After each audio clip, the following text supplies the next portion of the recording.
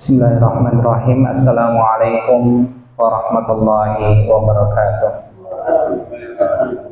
Alhamdulillahirabbil alamin wa bihi nasta'inu ala umri dunya waddin. Assalatu wassalamu ala asyrafil anbiya'i wal mursalin sayyidina wa maulana Muhammadin wa ala alihi wa ashabihi wa dzurriyyatihi wa man tabi'ahum bi ihsanin ila yaumiddin. Amma ba'du.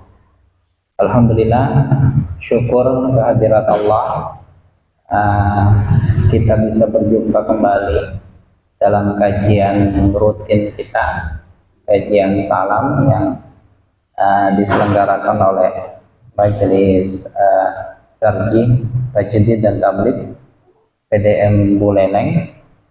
Tentu kajian kita ini merupakan salah satu ikhtiar kita untuk tidak hanya memperdalam ilmu, tapi sebagai pengingat kita, karena terkadang kita dalam beribadah itu butuh dorongan, butuh motivasi. Ya, semoga dengan kita berikhtiar ikut kajian seperti ini, meskipun apa yang kita dapatkan mungkin pernah kita juga dengar, pernah kita memang sudah kita tahu ilmunya, tapi ini juga sebagai penyemangat kita, sebagai motivasi kita agar kita bisa semakin giat, juga mengingatkan kita agar kita bisa lebih mempersiapkan diri. Khususnya kajian kita salam ini insyaallah bulan ini kita akan berusaha mengadakan kajian ini secara rutin.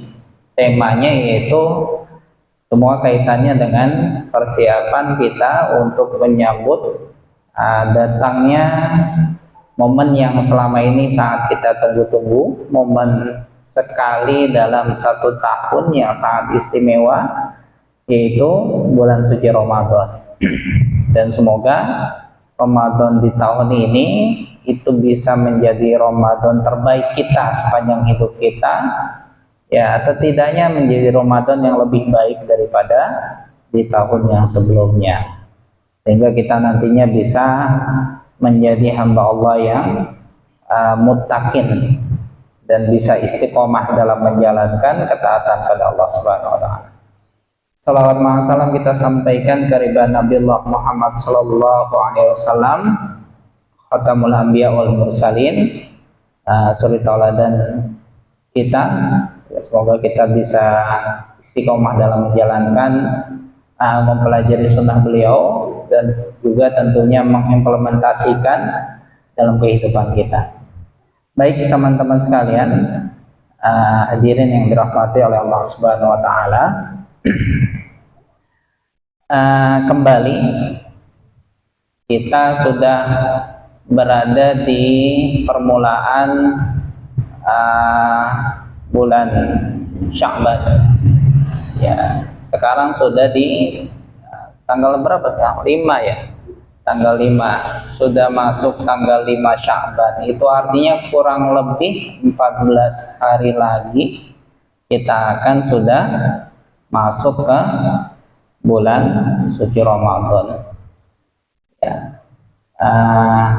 Sebelumnya ini sekaligus sosialisasi mengingatkan kita berdasarkan putusan dari Muhammadiyah bahwasanya 1 Ramadan 1446 Hijriah nanti akan jatuh di tanggal 1 Maret tahun 2025, dan 1 Syawal 1446 Hijriah atau Idul Fitri itu akan jatuh di tanggal 30 Maret tahun 2025.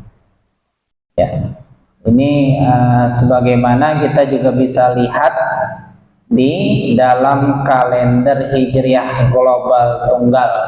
Jadi teman-teman yang belum menyimpan KGHT di HP-nya, silahkan segera di-download ya, agar kita bisa tahu ya minimal di tanggal hijriahnya nggak lupa kita. Insya Allah nanti sekaligus juga sudah di share juga di grup Muhammadiyah. Baik hadirin sekalian, kita akan coba mengupas terkait dengan tuntunan ibadah di bulan Ramadan. Jadi di persiapan di bulan Sya'ban ini kita diberikan beberapa himbauan, ya bahkan di tuntunan ibadah yang diterbitkan oleh Majelis Tarjih dan Tajdid PP Muhammadiyah itu banyak juga himbauan-himbauan yang setidaknya bisa menjadi pengingat buat kita. Ya, kajian kita ini kami gunakan pedomannya itu dari tuntunan ibadah pada bulan Ramadan yang sudah diterbitkan, dan ini terbitan di tahun terbitan cetakan ke-9 tahun 2019. Setelah ini yang di 2020 itu ada sebenarnya ada juga panduan Ramadan di masa Covid, kan kita sudah masuk masa Covid waktu itu. Setelah ini saya belum temukan ada yang terbaru, jadi kita akan gunakan panduan yang di tahun 2019. Ya, di awal di sini insya Allah nanti kita akan coba bahas mulai dari persiapannya. Apa sih yang perlu kita persiapkan di bulan Sya'ban ini untuk menyambut bulan Ramadan. Kemudian terkait dengan tuntunan siam, dasar kewajibannya, dan hal-hal lain yang berkaitan dengan Ramadan. Nanti di sesi selanjutnya kita akan coba mengupas terkait dengan putusan-putusan yang lainnya. Baik, tuntunan ibadah pada bulan Ramadan yang diterbitkan oleh Majelis Tarjih dan Tajdid PP Muhammadiyah, ya harapannya kita agar bisa lebih mempersiapkan diri, ya baik itu secara lahir maupun batin kita bisa menyambut Ramadan dengan sebaik-baiknya. Persiapan apa sih yang perlu kita lakukan? Yang pertama adalah memperbanyak latihan, yaitu melakukan puasa-puasa sunnah di bulan Sya'ban.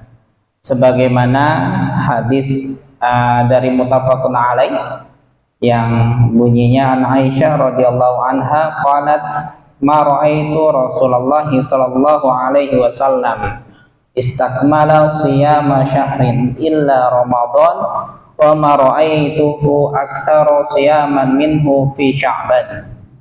Artinya dari Aisyah radhiyallahu anha diriwayatkan bahwasanya Rasulullah bersabda, ya, ia berkata, Aisyah berkata bahwasanya saya tidak pernah melihat Rasulullah berpuasa sebulan penuh selain bulan Ramadan, dan saya juga tidak pernah melihat beliau banyak berpuasa kecuali di bulan Sya'ban. Jadi Rasulullah punya kebiasaan memperbanyak puasa di bulan Sya'ban, puasa-puasa sunnah yang sudah dituntunkan seperti puasa Senin Kamis misalnya, kemudian puasa Ayyamul Bid. Kalau kita mampu, ya kita juga bisa laksanakan puasa Daud di bulan Sya'ban. Harapannya agar kita bisa lebih siap nantinya, nggak kaget ketika kita memasuki bulan Ramadan secara fisik dan juga secara mental kita, karena sudah dibiasakan. Kalau kita menghadapi sesuatu kan kita perlu persiapannya, ya, seperti kalau Mas Ardi mau futsal nggak mungkin langsung masuk ke pertandingan, pasti ngos-ngosan gitu ya, pasti ada pemanasannya terlebih dahulu, mulai dari kepala sampai ke kaki, kemudian lari-lari kecil dan sebagainya. Nah, kita pemanasan untuk menyambut bulan Ramadan yaitu dengan coba kita memperbanyak puasa sunnah. Nah, ini perlu tentu kerjasama. Ya, kalau yang sudah menikah sama pasangannya untuk saling ingatkan dan mempersiapkan diri. Kalau biasanya kan kalau nggak puasa, ya nggak perlu mempersiapkan sahur ya. Nanti bulan Ramadan pasti kita harus menyiapkan sahur ya. Maka dari sekarang kita latih, coba ketika nanti hari Kamis kita yang sudah menikah nanti bersama istrinya dipersiapkan sejak malam di hari Rabu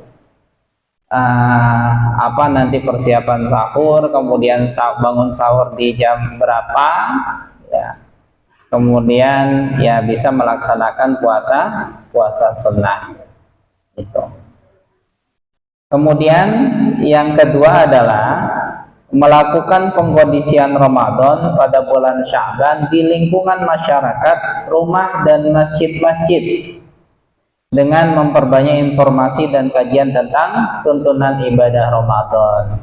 Ini jadi PR juga buat kita, tidak hanya latihan secara sendiri ya, tapi kita juga memperbanyak informasi sebagai ladang dakwah kita minimal di lingkungan rumah kita. Kalau bisa lebih luas lagi, kemudian kita punya lingkungan masyarakat, tetangga, kemudian yang dapat amanah sebagai ketua takmir, yang memperbanyak informasi termasuk bukan ketua aja ya, pengurus takmir maksudnya, itu coba kita buat program-program untuk menggembirakan kita menyambut Ramadan. Kalau perlu dibuat spanduk, buat spanduk gitu ya, marhaban Ramadan gitu ya. Tapi yang lebih penting ya tidak hanya seperti itu. Yang lebih penting adalah kegiatannya kita perbanyak. Seperti ini, kajian-kajian terkait dengan siam dan sebagainya gitu ya. Insya Allah ini akan semakin menguatkan semangat kita gitu ya untuk nanti menyambut bulan Ramadan. Kemudian yang selanjutnya adalah tentu mempersiapkan sarana dan prasarana kegiatan kita di bulan Ramadan.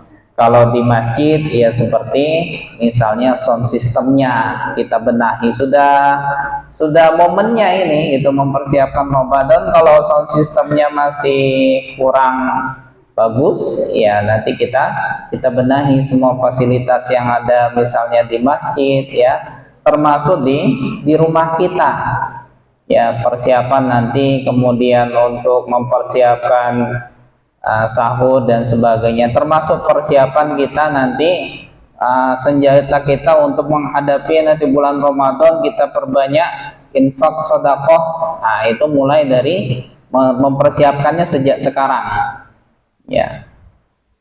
Kemudian membersihkan tempat wudhu ya, nanti kita agendakan lah minimal masjid ini itu bersih gitu ya, tempat wudhunya bersih agar nanti jamaahnya ketika kita masuk ke bulan Ramadan sudah nyaman gitu ya, sebagai giroh kita gitu. Spesial nanti Ramadan itu buktinya spesial adalah kita menunjukkan persiapan juga yang matang ya. Nanti kita adakan kerja bakti, kita bersihkan masjid ini termasuk tempat wudhunya, kemudian kotak infaknya gitu ya, dan peralatan takjil dan sebagainya gitu.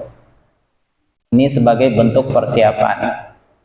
Kemudian yang berikutnya adalah kebersihan ya, baik di lingkungan masjid maupun sekitar lingkungan kita. Kebersihan di lingkungan rumah kita itu ya, kalau ya termasuk di pekarangan kita bersihkan. Kemudian yang selanjutnya adalah pengaturan saf dan keamanan ya. Saf di masjid ini sudah rapi ya, tinggal mungkin kita nanti perlu kayaknya membersihkan karpet dan sebagainya ya, biar lebih nanti nyaman ketika ibadah qiyamul lailnya. Kemudian jadwal muazin, imam, penceramah, yaitu dipersiapkan. Kalau di sini sudah ya persiapan belum? Ya kita nanti akan coba mulai, karena memang masjid ini kan di bawah pengelola majelis takjih ya. Tentu kami nanti minta partisipasi dari kawan-kawan semua ya. Dan jadwal-jadwal lain seperti jadwal kajian, nanti ketika jadwal imam sholat tarawih ya, khotib dan sebagainya ya, kita perlu persiapkan sejak sekarang.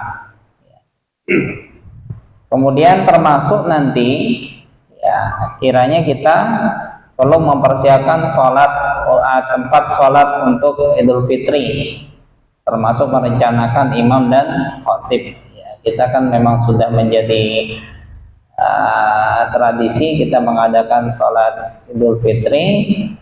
Kita perlu mempersiapkannya ya mulai dari sekarang ini perencanaannya, termasuk nantinya membentuk amil zakat untuk memungut dan membagikan secara zakat nanti ya, mempersiapkan peralatannya. Kita juga perlu untuk mempersiapkan. Alhamdulillah kita sudah ada lazismu ya, alhamdulillah sudah, kemarin juga sudah koordinasi di tingkat wilayah. Insyaallah ini menjadi salah satu amal. Kemudian kita akan masuk ke tuntunan siam. Kita kalau secara teoritis sudah paham bahwasanya siam itu secara bahasa artinya menahan diri ya, menahan diri dari hal-hal yang membatalkan seperti makan, minum, hubungan suami istri di siang hari dan segala yang membatalkan sejak terbitnya fajar hingga terbenamnya matahari dengan niat karena Allah. Nah, yang pertama itu yang penting untuk kita persiapkan adalah niat berpuasa ya. Artinya bahwasanya niat itu ya harus kita tunjukkan mulai dari sekarang ya. Niat kita dalam menyambut bulan Ramadan ya, kita tekadkan itu sejak sekarang kita niatkan. Tapi kalau nanti untuk berpuasanya itu niatnya itu ya dipasangnya di malam sebelumnya. Meskipun memang ya tidak, saya belum temukan ya tuntunannya itu memang niat ya di dalam hati ya, tidak dilafazkan ya. Dasarnya adalah firman Allah dalam surah Al-Bayyinah yang kita sudah hafal, wa ma umiru illa liya'budullah mukhlishina lahuddin. Padahal mereka tidak disuruh kecuali supaya untuk menyembah Allah dengan memurnikan ketaatan kepadanya dalam menjalankan agama yang lurus. Termasuk hadis dari Nabi Muhammad dari Umar ya, innamal a'malu binniyat wa innamal likulli imri'in ma nawa. Sungguhnya segala perbuatan itu ibadah itu harus dengan niat, dan setiap orang akan mendapatkan ganjaran sesuai dengan apa yang dia niatkan. Dan dari hadis Rasulullah juga dari Hafsah Ummul Mukmin diriwayatkan bahwasanya Nabi bersabda, barang siapa yang tidak berniat puasa di malam hari sebelum fajar, maka tidak sah puasanya. Ini menjadi dasar bahwasanya puasa nanti Ramadan kita niatkan, pasang niatnya itu ya setidaknya di malam hari sebelum terbitnya fajar ya, ketika sahur kita niatkan ya. Jadi walaupun kemudian ada yang bujang-bujang belum punya istri gitu ya, ketinggalan sahur ya, diniatkannya itu setidaknya sudah dari malam pas sebelum mau tidur itu ya, sudah diniatkan besok akan berpuasa ya. Jadi walaupun kelewat ya gas aja gitu Ya semoga nanti teman-teman bisa semuanya lancar dalam menjalankan puasa. Ini terkait dengan niat. Ya, di tuntunan puasa Ramadan ini tidak dijelaskan kaitannya dengan lafaz niat. Ya, kalau kemudian dilafazkan ya setidaknya itu sebagai penguat kita. Tapi intinya niat itu ya kita ada di dalam hati, kita kuatkan di dalam hati. Kita niat untuk berpuasa. Kemudian jumlah hari dalam berpuasa itu dimulai sejak tanggal 1 di bulan Ramadan dan diakhiri pada tanggal terakhir bulan Ramadan, atau 29 hari atau 30 hari tergantung kondisi bulan ya. Kita alhamdulillah syukur sudah ada KGHT ya, kita sudah bisa menentukan ya. Kiranya nanti perlu ada bahasan tersendiri nanti dari pakarnya ya kaitannya dengan penentuan Hijriah menggunakan hisab ini agar kita bisa lebih paham mengerti ya kaitannya dengan metode hisab yang digunakan oleh Muhammadiyah. Kemudian dasar keharusan mengetahui awal bulan Ramadan ya sesuai dengan keputusan Munas Tarjih ke-23 di Padang tahun 2003, hisab itu mempunyai fungsi dan kedudukan yang sama dengan ru'yah sebagai pedoman penetapan awal bulan Ramadan, Syawal, dan Zulhijjah. Adapun dalil-dalil yang dijadikan landasan adalah yang pertama surah Al-Baqarah ayat 185, "Faman syahida minkumus syahra falyasum." Artinya karena itu barang siapa di antara kamu yang menyaksikan bulan Ramadan itu maka hendaklah dia berpuasa pada bulan itu. Kemudian dalam surah Yunus ayat 5, "Walladzi ja'ala asy-syamsa dhiya'an wal qamara nuran wa qaddarahu manazila li ta'lamu 'adadas sinina wal hisab." Dialah yang menjadikan matahari bersinar dan bulan bercahaya dan ditetapkannya manzilah-manzilah atau tempat-tempat bagi perjalanan bulan itu supaya kamu mengetahui bilangan tahun dan perhitungan. Ya, ini menjadi dasar metode hisab. Kemudian hadis riwayat Muslim an Abdullah bin Umar radhiyallahu anhu anna Rasulullah sallallahu alaihi wasallam dzakara Ramadan faqala la tasumu hatta tarawul hilal wa la tuftiru hatta tarawul fa in gumma alaikum faqdurulah. Hadis yang diriwayatkan oleh Bukhari Muslim yang artinya dari Abdullah bin Umar radhiyallahu anhu bahwasanya Rasulullah menjelaskan tentang bulan Ramadan dan berkata, janganlah kamu berpuasa hingga kamu melihat hilal dan jangan pula kamu berbuka hingga kamu melihat hilal. Bila awan tertutup penglihatanmu maka perkilakanlah ya. Hisab yang digunakan Muhammadiyah itu adalah hisab hakiki dengan kriteria wujudul hilal. Ya, adapun dalil-dalil yang dijadikan landasan itu ada di surah Ar-Rahman ayat 5. Wasyamsu wal qamaru bihusban. Matahari dan bulan itu beredar menurut perhitungan. Dan firman Allah dalam surah Yasin, "Wasyamsu yang bagilaha an tudrikal qamara walal lailu sabiqun nahar wa kullun fi falaki yasbahun." Tidaklah mungkin bagi matahari mendapatkan bulan dan malam pun tidak dapat mendahului siang. Masing-masing beredar pada garis edarnya. Ya. Kemudian ya ini terkait dengan waktu ya. Kita juga perlu memperhatikan ya putusan terbaru Muhammadiyah tentang kriteria penentuan awal waktu subuh. yang kriterianya yang selama ini digunakan di Indonesia itu kan minus 10 derajat ya, di bawah ufuk penonton awalnya.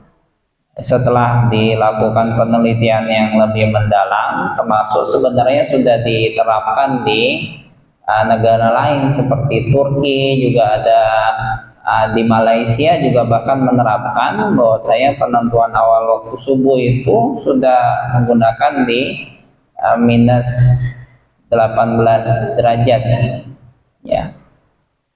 Awalnya kan minus 20 derajat. Itu artinya waktu subuh kita bergeser ya.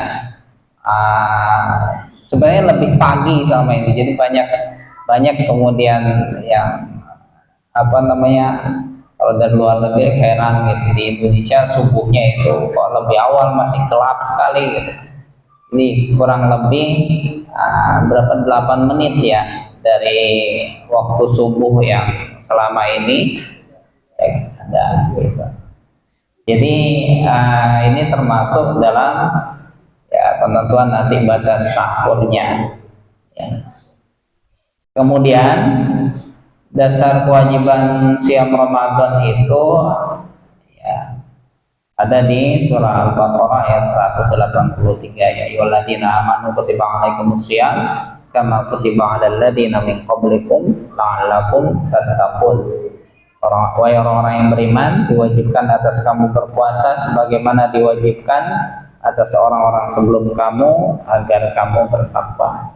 Dan dari hadis Bukhari Muslim dari Abdullah radhiyallahu an berkata, Rasulullah bersabda, Islam dibangun di atas 5 perkara, yakni syahadatu an la ilaha illallah, syahadat tiada Tuhan selain Allah, kemudian mendirikan sholat, menunaikan zakat, mengerjakan haji, dan berpuasa pada bulan Ramadan ini. Islam yang selama ini kita sudah ketahui. Kemudian siapa sih orang-orang yang diwajibkan dan tidak diwajibkan dalam berpuasa? Orang yang diwajibkan berpuasa tentu adalah semua kaum muslimin, muslimat yang sudah mukallaf ya. Dan orang yang tidak diwajibkan berpuasa Ramadan dan wajib mengganti puasanya di luar bulan Ramadan adalah perempuan yang mengalami haid dan nifas di bulan Ramadan. Para ulama sudah sepakat bahwasanya hukum nifas dalam hal puasa itu dikiaskan dengan haid ya. Dasarnya adalah di riwayat Bukhari, qala Rasulullah sallallahu alaihi wasallam, "Alaisa idza hadat lam tusalli wa lam tasum?" Qulna bala. Rasulullah bersabda, bukankah wanita itu tidak sedang haid? Jika sedang haid tidak salat dan tidak berpuasa? Mereka menjawab iya ya. Kemudian dari Aisyah meriwayatkan, kami pernah kedatangan haid maka kami diperintahkan mengqadha puasa dan tidak diperintahkan untuk mengqadha salat ya. Kemudian orang yang diberikan keringanan dan orang yang boleh meninggalkan puasa, yaitu yang pertama orang yang diberikan dispensasi ya untuk tidak berpuasa itu dan wajib mengqadha puasanya di luar bulan Ramadan adalah yang pertama orang yang sakit biasa di bulan Ramadan. Artinya sakitnya itu tidak kemudian terus menerus ya. Tentu sakit biasa ini bukan sakit yang ringan ya, baru meriang dikit sudah gak puasa, tapi sakit yang benar-benar kemudian jadi membuat payah ya, maka ia diberikan keringanan untuk tidak berpuasa, tapi harus menggantinya di luar bulan puasa. Kemudian adalah orang yang sedang bepergian atau musafir. Dasarnya adalah dari firman Allah dalam surah Al-Baqarah, "Faman kana minkum maridun aw 'ala safarin fa'iddatun min ayyamin ukhra." Barang siapa di antara kamu ada yang sakit atau dalam perjalanan lalu ia berbuka, maka wajib baginya berpuasa sebanyak hari yang ditinggalkan itu pada hari-hari yang lainnya. Jadi mengkodoknya sejumlah hari yang memang ditinggalkan ya di bulan Ramadan. Kemudian sabda Nabi Muhammad SAW dan yang diriwayatkan oleh Al-Khamsah, artinya bahwasanya Rasulullah bersabda, sungguh Allah yang Maha Perkasa dan Maha Mulia telah membebaskan puasa dan separuh salat bagi orang yang bepergian, dan membebaskan pula dari puasa orang hamil dan orang yang menyusui. Ya. Kemudian orang yang boleh meninggalkan puasa dan menggantinya dengan fidyah.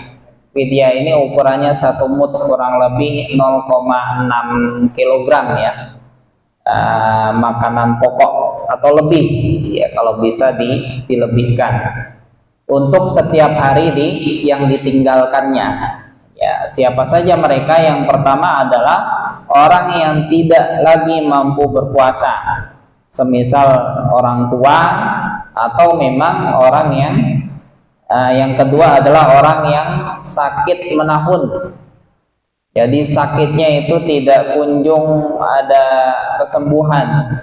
Ya, sakitnya menahun, maka diperbolehkan meninggalkan puasa dan menggantinya dengan fidyah sebanyak 1 mud ya, 0,6 kg makanan pokok.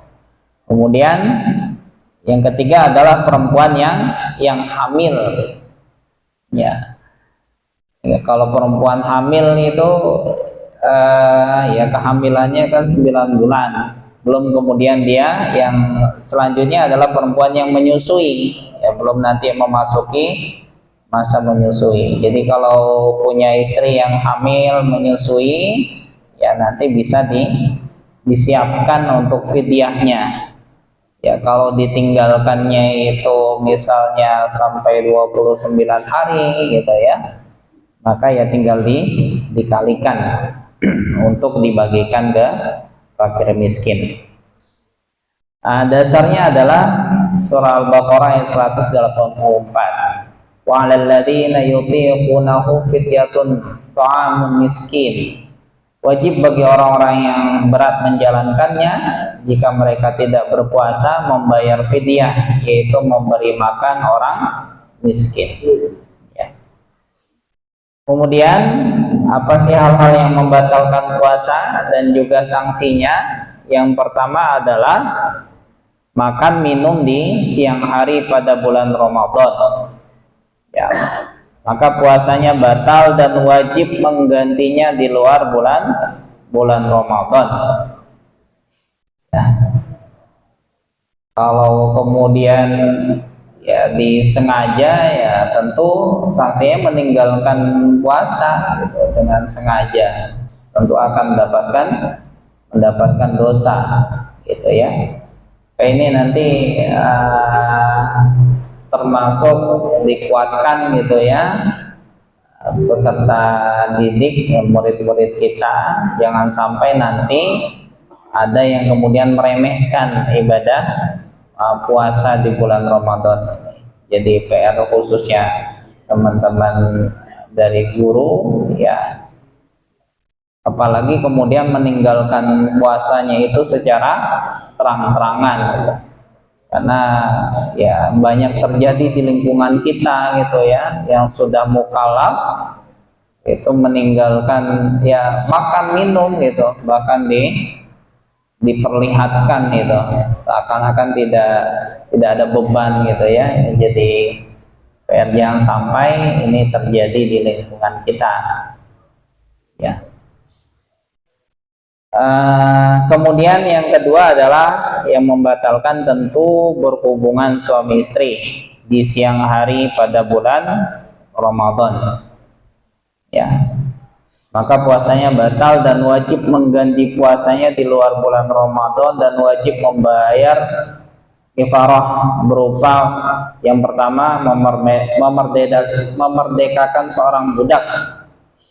Kalau tidak mampu maka dia harus berpuasa 2 bulan berturut-turut. Berat sekali ya ikopnya itu, meninggalkan 1 hari itu gara-gara tidak mampu menahan syahwat. Ya ini di siang hari ya. Kalau tidak mampu maka harus memberi makan 60 orang fakir miskin. Setiap orang itu jumlahnya 1 mud makanan pokok. Ya, ini setiap 1 hari ditinggalkannya itu. Ya. Dalam hadis dari hadisnya cukup panjang ini, dari hadis riwayat Bukhari dari Abu Hurairah, riwayatkan bahwasanya ia berkata, ketika kami sedang duduk di hadapan Rasulullah, tiba-tiba datang seorang laki-laki lalu berkata, "Hai Rasulullah, celakalah aku." Beliau berkata, "Apa yang menimpamu?" Ia berkata, "Aku mengumpuli istriku di bulan Ramadan sedang aku berpuasa." Maka bersabdalah Rasulullah SAW, "Apakah engkau dapat menemukan budak yang engkau merdekakan?" Ia menjawab, "Tidak." Nabi bersabda, "Mampukah kamu berpuasa 2 bulan berturut-turut?" Dia menjawab, "Tidak." Nabi bersabda, "Mampukah engkau memberi makan 60 orang miskin?" Dia menjawab, "Tidak." Abu Hurairah berkata, orang itu berdiam di hadapan Rasulullah. Ketika kami dalam situasi yang demikian, ada seorang yang memberikan sekeranjang kurma. Ya, Nabi bertanya, "Di mana orang yang bertanya tadi?" Orang itu menyahut, "Aku di sini." Maka bersabdalah beliau, "Ambillah ini dan sedekahkanlah." Ia berkata, "Apakah aku sedekahkan kepada orang yang lebih miskin daripada aku, hai Rasulullah?" Demi Allah, tidak ada di antara kedua benteng, kedua bukit hitam kota Madinah ini keluarga yang lebih miskin daripada keluargaku. Maka Rasulullah tertawa hingga nampak gigi taringnya, kemudian bersabda, "Berikanlah makanan itu kepada keluargamu." Hikmah dari hadis ini bahwasanya memang dalam Islam itu sudah banyak diberikan keringanan gitu ya. Tapi keringanan tentu tidak membuat kita lalai. Ini bukan pilihan, pilihannya dari atas gitu. Kalau tidak mampu baru kita memilih yang lebih ringan gitu ya. Bagaimana diterangkan di dalam hadis. Adapun mengenai orang yang makan dan minum karena lupa di siang hari di bulan Ramadan dalam keadaan berpuasa, maka tidak batal puasanya dan harus meneruskan puasanya tanpa adanya sanksi. Ya, kalau lupa tidak sengaja ya. Dalam hadis disebutkan sebagai berikut dari Abu Hurairah yang berkata, Rasulullah bersabda, "Barang siapa yang lupa karena ia berpuasa lalu makan dan minum, maka sempurnakanlah puasanya, karena sesungguhnya Allah yang memberi makan dan minum itu kepadanya." Ya. Tentu ini karena ketidaksengajaan ya, dari kita sendiri melihat. Tapi kalau sudah kondisi di bulan Ramadan semuanya berpuasa, kan kemungkinan yang seperti ini kecil ya.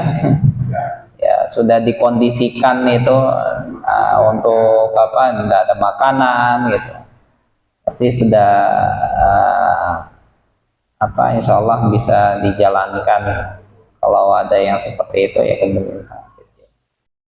Kemudian hal-hal yang perlu kita jauhi selama kita berpuasa ya, karena ini dapat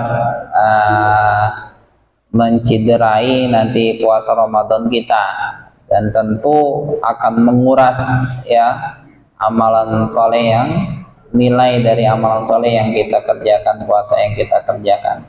Yang pertama adalah berkata atau melakukan hal-hal yang tidak sesuai dengan ajaran Islam ya, berbohong, memfitnah, menipu, berkata kotor, mencaci maki, membuat gaduh, mengganggu orang lain, berkelahi dan segala perbuatan yang tercela.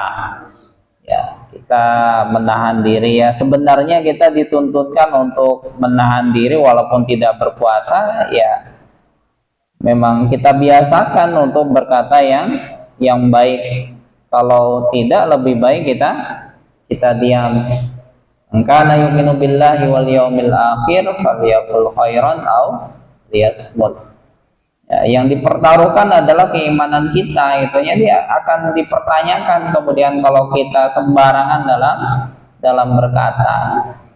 Jadi kalau kita tidak bisa menjaga perkataan kita, lisan kita di semua kondisi tentunya, ya itu akan yang dipertanyakan adalah keimanan kita kepada Allah.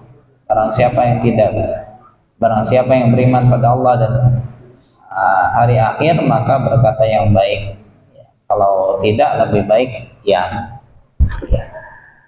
Dasarnya adalah dari Abu Hurairah, ia berkata, Rasulullah bersabda, barang siapa yang tidak meninggalkan perkataan bohong dan suka mengerjakannya, maka Allah tidak memandang perlu orang itu untuk meninggalkan makan dan minum. Jadi akan sia-sia puasanya kalau kemudian dia berpuasa meskipun sudah keras sekali puasanya gitu ya, bersungguh-sungguh ya, sambil puasa kemudian sambil kerja kan berat ya, sambil perjalanan tetap melakukan puasa gitu ya, itu suatu yang berat, apalagi cuacanya kemudian panas gitu ya, tapi kemudian tidak pandai untuk menjaga lisannya ya, karena ini ya tergantung kebiasaan juga ya, kebiasaan berbohong itu hati-hati gitu ya, maka ya Allah tidak memandang perlu untuk dirinya itu tetap menahan makan dan minum. Padahal puasa ini termasuk ibadah yang sangat istimewa ya di hadapan Allah. Bahkan yang nanti memberikan ganjaran pahala puasa itu yaitu Allah sendiri ya. Karena memang istimewa, yang tahu mulai dari niatnya dia berpuasa, dan yang tahu dia masih dalam kondisi berpuasa atau tidak kan dirinya sendiri dan Allah saja gitu ya. Kita di Indonesia kan termasuk yang agak ringan ya kondisi puasanya, nggak sampai kemudian jadi bibirnya itu pecah-pecah kan. Walaupun sebulan Ramadan ya, saya pribadi itu tidak sampai, kalau bukan karena sakit itu tidak sampai pecah-pecah bibirnya karena puasa. Ya kita tidak bisa tahu itu orang itu masih tetap puasa atau tidak.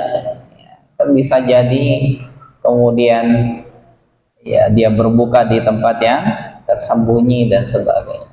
Ya tapi kita tentu melakukan pengkondisian di lingkungan sekolah sekitar kita agar minimal gitu lingkungan kita itu jangan sampai ada kondisi di mana orang-orang itu tidak lagi malu untuk tidak berpuasa. Jangan sampai terjadi demikian gitu ya.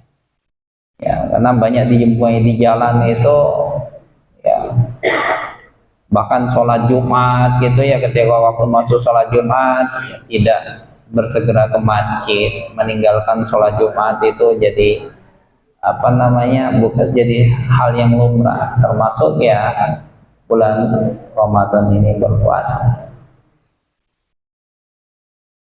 Ya, kemudian hadis Nabi pula yang diriwayatkan oleh Bukhari dan Muslim dari Abu Hurairah, ia berkata, Rasulullah bersabda, jika seorang di antara kamu berpuasa, maka janganlah berkata kotor pada hari itu, dan janganlah berbuat gaduh. Jika dimarahi oleh seorang atau dimusuhinya, hendaklah ia berkata, saya sedang berpuasa. Ya sebenarnya puasa ini sebagai salah satu kontrol diri, latihan kita dalam mengontrol diri kita gitu, agar tidak mudah terpancing emosi kita yang sesaat, karena ini berbahaya gitu ya. Kadang karena emosi sesaat itu ya kita sampai melewati batas-batas gitu ya, sampai kemudian menzolimi orang lain. Akhirnya yang rugi ya diri kita sendiri gitu kan. diri kita sendiri, itu akan kembali kepada kita. Kita akan dikenal sebagai orang yang arogan gitu ya, orang yang kasar. Maka kemudian kalau kita ya susah untuk mengendalikan diri kita dalam berkata-kata, dalam bersikap. Misalnya sama istri juga begitu, dikit-dikit itu kepancing emosi gitu ya, dikit-dikit marah-marah, nauzubillah min zalik, sampai agak kasar gitu ya. Mulailah berlatih memperbanyak puasa ya. Tentu ya puasanya dengan sungguh-sungguh. Insya Allah ini menjadi salah satu wasilah ya. Semoga Allah bisa kemudian menuntut kita untuk menjadi muslim yang lebih baik. Oke, tanya di akhir aja ya. Oh, oke. Silakan. Ini masa video di istilahnya kan jualan kalau tadi jualan. Karena niat di bulan puasa kan kita jualan bukan itu yang berpuasa. Kalau tidak, tapi ada jatah yang beli saja belanja kok bisa ya ini sebenarnya tidak ada larangan untuk berdagang ya, dan waktu berdagang pun ya dipersilakan ya, tapi kita perlu kiranya untuk mengkondisikan setidaknya profesi kita itu menjadi ladang dakwah kita lah.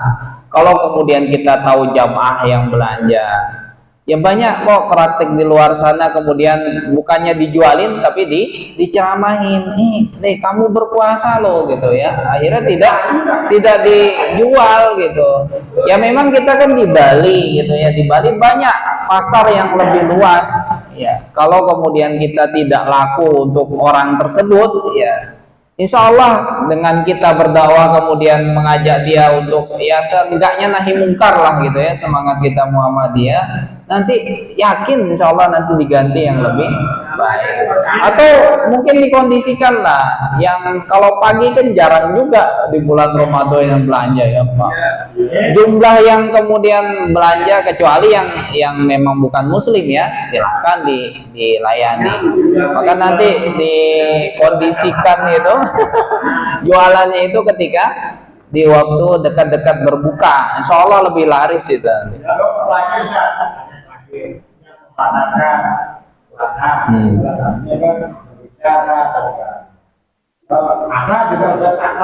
Zaman sekarang itu kan banyak.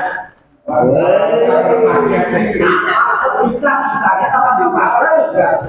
Kalau tidak boleh, ya. Kalau terkait dengan hal tersebut, tentu itu tidak termasuk kategori yang membatalkan. Tapi berbeda hal seperti yang tadi, yang menjaga diri, pandangan juga, itu bisa jadi akan mengurangi dari kualitas ibadah puasa kita. Karena berkata ya itu bisa dikiaskan lah dengan berkata buruk ya. Jadi lisan kita berkata buruk sama pandangan kita yang melihat yang buruk ya, itu bisa dikiaskan. Itu dapat tentunya mengurangi puasa kita. Tapi kalau kemudian baru lewat itu ya kita langsung menundukkan pandangan ya, itu insya Allah bisa menambah kualitas puasa gitu ya. Ini belum pernah hidup di lingkungan kute ya, walaupun naik motor saya kira masih bisa dikondisikan lah, nggak ke depan itu agak menunduk sedikit gitu ya, sudah dipraktekkan soalnya. Oke, ini ada sedikit lagi ya, anjurannya adalah berkufur atau istinsyak itu secara berlebihan itu sebaiknya dihindari ya. Rasulullah bersabda dari Lakit bin Saburah, ia berkata, Saya berkata, hai Rasulullah, terangkanlah kepadaku tentang wudhu. Rasulullah bersabda, ratakanlah air wudhu dan sela-selai jari-jarimu dan keraskanlah dalam menghirup air dengan hidung. Jadi kalau di luar Ramadan istinsyak itu ya kita keraskan gitu, dihirup gitu sampai agak masuk agar bersih juga hidungnya gitu ya. Kecuali jika engkau berpuasa. Jadi kalau berpuasa jangan sampai keras sekali, cukup dikurangi sedikit kadarnya biar tidak sampai masuk ke hidung gitu ya.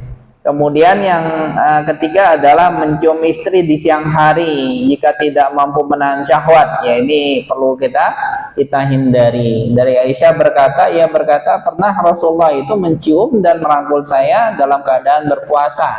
Tetapi beliau adalah orang yang paling mampu menahan syahwatnya. Ya kalau kita masih mampu menahan syahwat, ya sama istri itu kan wajib untuk bermesraan meskipun puasa. Jadi tidak ada halangan. Tapi ya ini kita harus tahu diri gitu ya. Kalau di siang hari di bulan Ramadan ya agak menahan diri. Kalau kira-kira tidak mampu menahan syahwat, ya sebaiknya kita ya tidak kemudian melewati sampai kemudian intim gitu ya bersama istri ya. Cukup mungkin salam dan sebagainya gitu ya, kecup ya. Mungkin itu sudah habis ya waktunya ya. Ya semoga nanti supaya lagi sedikit nih ada amalan-amalan yang dianjurkan selama bulan puasa. Insya Allah nanti kita akan sambung. Kemudian semoga nanti bisa juga kita akan ya tahulah, coba pakai proyektor biar kita coba kaji gitu ya. Apa sih dasar kemudian penentuan seperti tadi, penentuan awal waktu subuh gitu ya. Ini anak kaitannya dengan sahur kan, termasuk dalam metode hisab yang dilakukan oleh Muhammadiyah ya. Bukan nanti kalau bisa ya juga ada pembicaranya memang lebih paham. Insya Allah nanti kita akan upayakan ya untuk di kajian-kajian yang selanjutnya. Mungkin itu yang kajian kita hari ini ya. Semoga ini bermanfaat buat teman-teman sekalian, termasuk diri saya pribadi. Dan tidak ada pertanyaan ya? Oke, gimana? Silakan. Terakhir ya. Punya utang banyak aja, sekarang mau puasa lagi dilupakan puasa utangnya, itu gimana? Kok bisa lupa ya, itu jadi lalai nanti ya. Tapi yang jelas ya hutangnya karena apa dulu? Karena puasa. Oh karena sakit ya. Kalau memang punya hutang puasa, ya memang dianjurkannya itu diganti segera. Sama lah seperti kita melaksanakan sholat, sudah masuk waktu sholat, ya kalau kemudian kita lalai-lalai sampai lewat waktu sholatnya, fawailun lil musallin gitu ya, celakalah kita gitu. Jangan sampai kita kemudian ya celaka karena kemudian melalaikan untuk mengkodok puasa kita. Ya, tapi ya itu termasuk hutang yang kemudian harus ditunaikan. Saya kira sekarang ini masih sempat gitu kan, di awal Sya'ban ya diselesaikan hutang puasa yang masih belum untuk dikerjakan. Mungkin itu yang bisa kami sampaikan. Mari kita tutup dengan bacaan hamdalah dan doa kafaratul majelis. Alhamdulillahirabbil alamin, subhanakallahumma wa bihamdika asyhadu an la ilaha illa anta astaghfiruka wa atubu ilaik. Wabillahi taufiq wal hidayah. Wassalamualaikum warahmatullahi wabarakatuh.